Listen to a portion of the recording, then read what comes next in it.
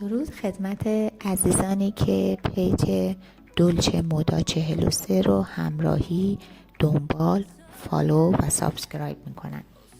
امروز میخوایم با برندهای مختلف در کشورهای مختلف آشنا بشیم. آشنایی با برندها تاثیر خیلی خوبی میتونه روی توانایی ما در استایل کردن و انتخاب لباس داشته باشه، چرا که هر برند یه هویت بصری و سبک مشخصی داره و شناخت اونها کمک میکنه تا ما سریعتر تصمیم بگیریم که چه چیزی به ما میاد و چه چیزی باعث جذابتر شدن شیپ بدنی ما میشه.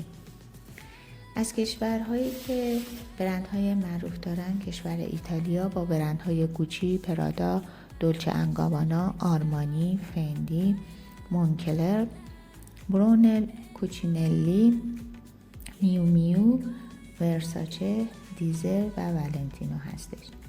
کشور بعدی فرانسه هستش با برندهای لویی ویتون، هرمس، سن لورنت، کلوئه، دیور، جیوانشی و شانل.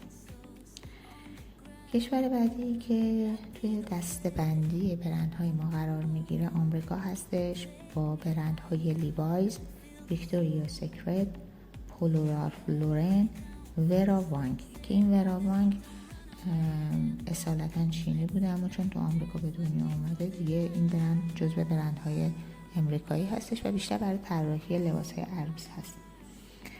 کشور بعدی اسپانیا هستش با برندهای بالنسیاگا، ماسیمو دوتی و زارا. کشور بعدی ژاپن با برند یونیکلو، کانادا با برند لولو لیمون، بریتانیا با برندهای الکساندر مک‌کوین، بربری، استلا مکارنی و باربر.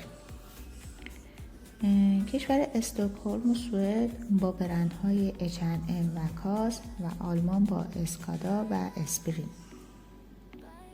امیدوارم این قسمت جرقه‌ای باشه برای اینکه شما برین دنبال برندهای جدیدتر و مطالعه کنین تاریخچه‌شون رو که خیلی کمک میکنه به آگاهی در استایل کردن.